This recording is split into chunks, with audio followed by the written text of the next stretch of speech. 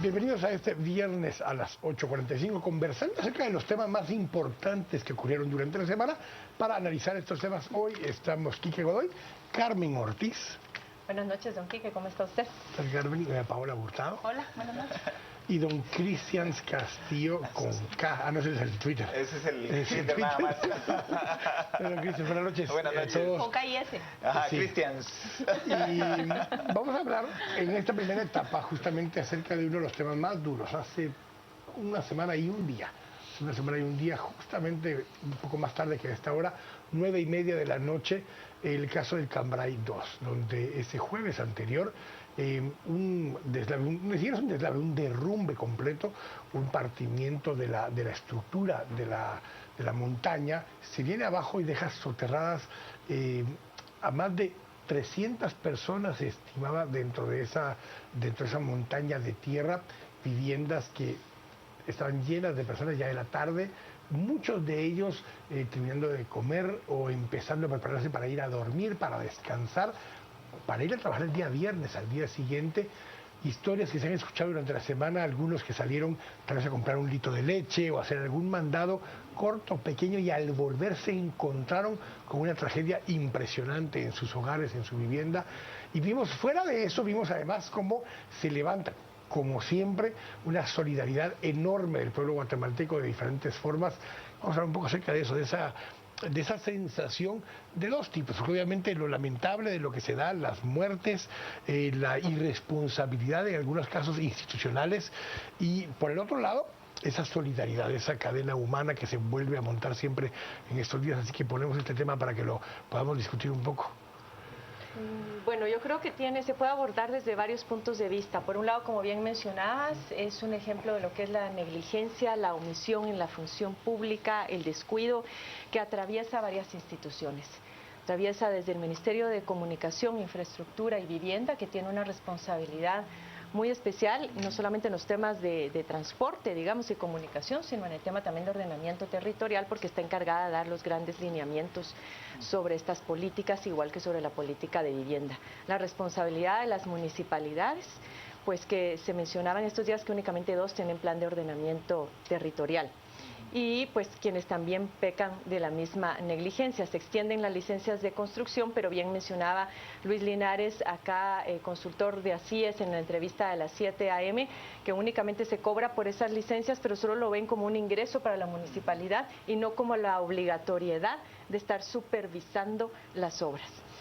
Bueno, los propietarios de esos terrenos, los mismos empresarios, las inmobiliarias que construyeron ahí las casas, en fin, como bien lo mencionaba también un experto la semana pasada, aquí hay múltiples responsabilidades que afortunadamente el Ministerio Público ya está trabajando por esclarecer. Y también mencionaba yo con el representante del Ministerio Público la necesidad de que en este caso, como en el caso de la línea, pues haya un castigo ejemplar.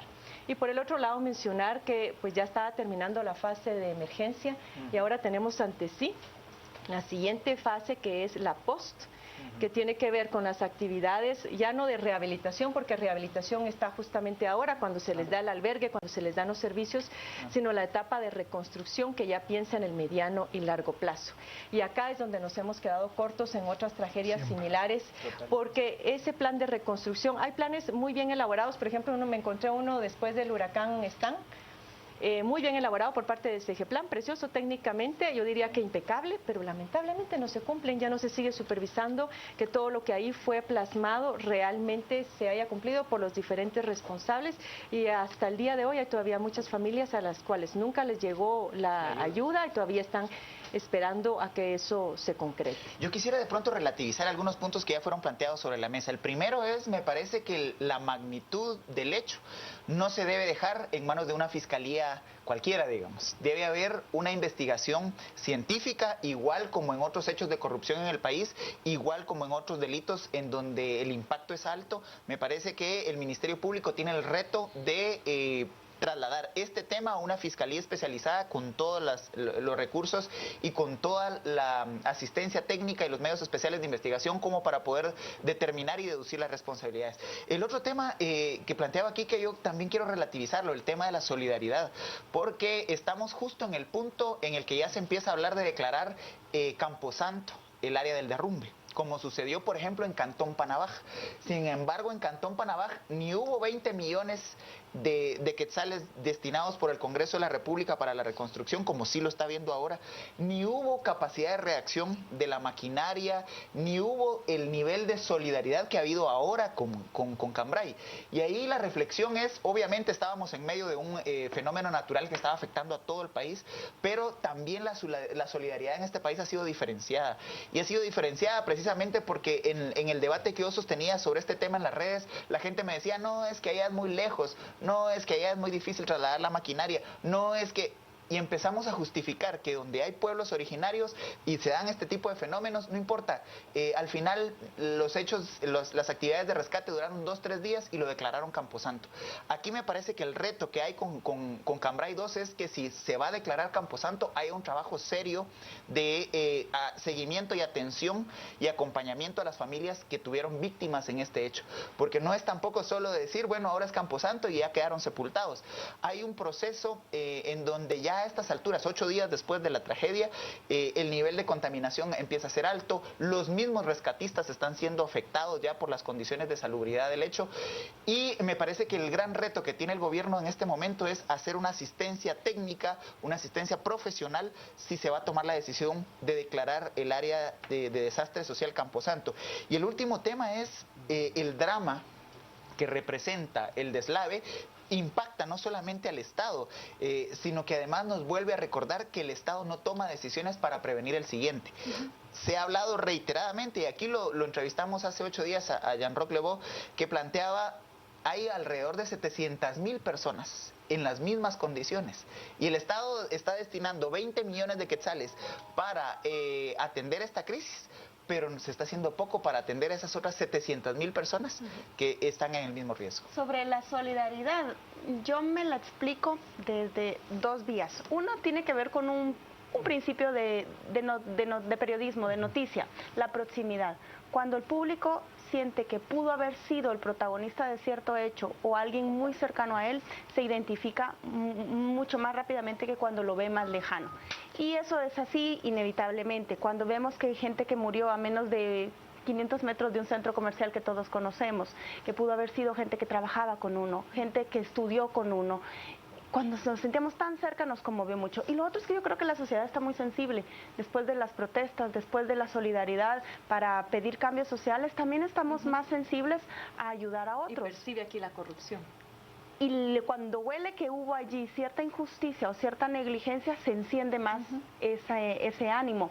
Yo lo decía en Twitter, hay que pedir ayuda para Cambrai, pero también justicia para Cambrai. Tiene que ver con la identificación de responsables. Es importante que esa investigación siga su curso, pero hay algo que no nos percatamos tan fácilmente.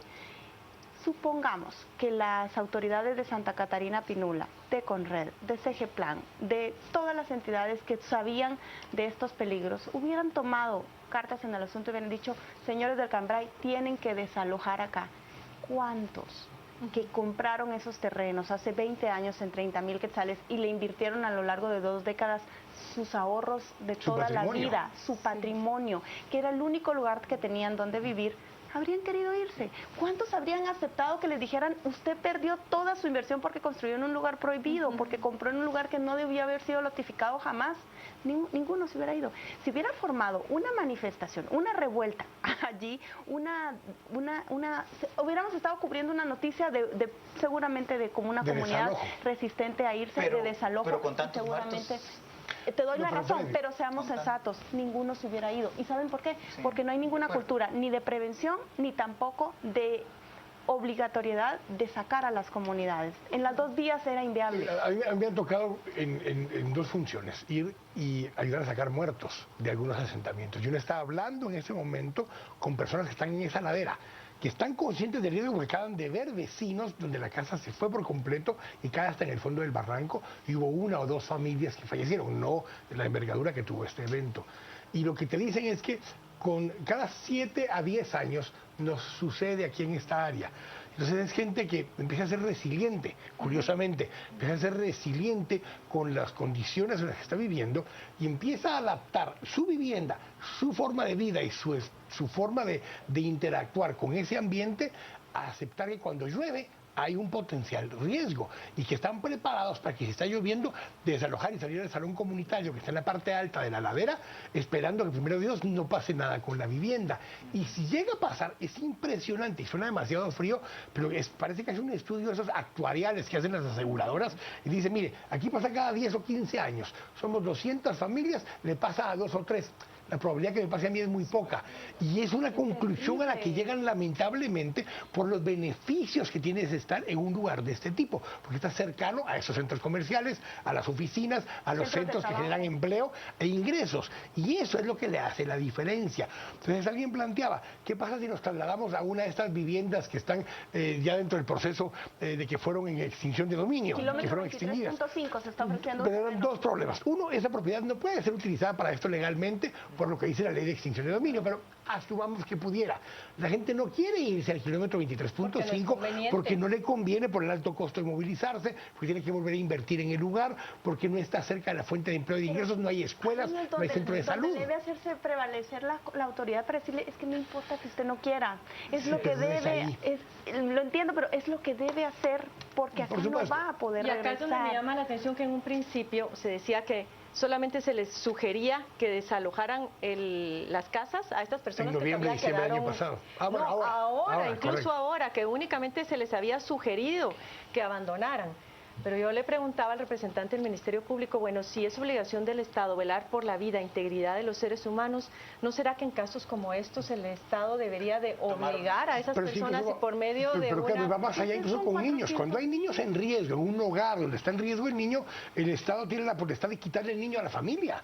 Claro. O sea, y cuando está en riesgo la vida de una persona, el Estado tiene la potestad de hacer eso. Por orden judicial, claro, de evacuarlos, pero eso sí, siempre sin descuidar la parte de darles una oportunidad, otra opción. Pero a pesar de eso, yo lo he vivido cerca por ejemplo, de familias que vivían en Iztahuacán y que cuando se trabaja formación política con ellos, ellos mantienen su vida en el antiguo Iztahuacán y que fueron reasentados, pero todos sus mecanismos de producción, sus mecanismos de reproducción económica y todos los tienen en el antiguo Iztahuacán. Porque el traslado fue a Alaska, donde no hay capacidad de producción. Y entonces viven esa dualidad, están amarrados a donde estaba su vivienda, donde estaba su casa. Pero ya no duermen ahí. Ya no duermen ahí. Pero en ese caso hubo unas grietas enormes, se rompieron las calles, las casas se cayeron prácticamente. Entonces efectivamente lograron comprender y fue un proceso complicadísimo lograr sacar de ahí a la población.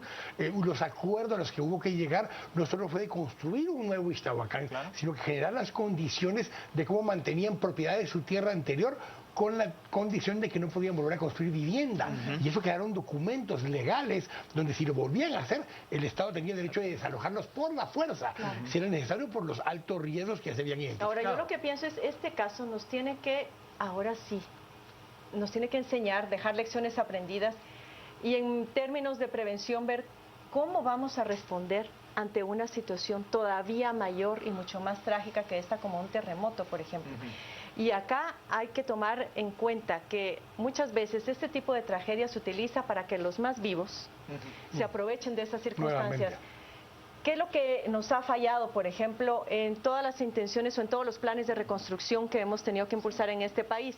Siempre hay negocios con las constructoras y con un montón de gente que quiere sacar provecho de eso, al final no termina en nada. Entonces, otra cosa es, mucha de la ayuda no llega a los damnificados. ¿Qué es lo que está pasando ahí? Cuando son tragedias de mayor envergadura y la cooperación internacional quiere apoyar, lo que necesitas también es tener capacidad e institucionalidad fuerte para que esa ayuda pueda canalizarse a través de las instituciones, pero que a la vez las instituciones no tengan agujeros, en este caso corrupción, para que ese dinero que entra igualmente no llega a asistir la causa y el objetivo. Tengo que ir al corte, volvemos en unos minutos para seguir conversando acerca de este y otros temas que también fueron de relevancia durante la semana. Estamos acá a las 8:45, volvemos en un momento.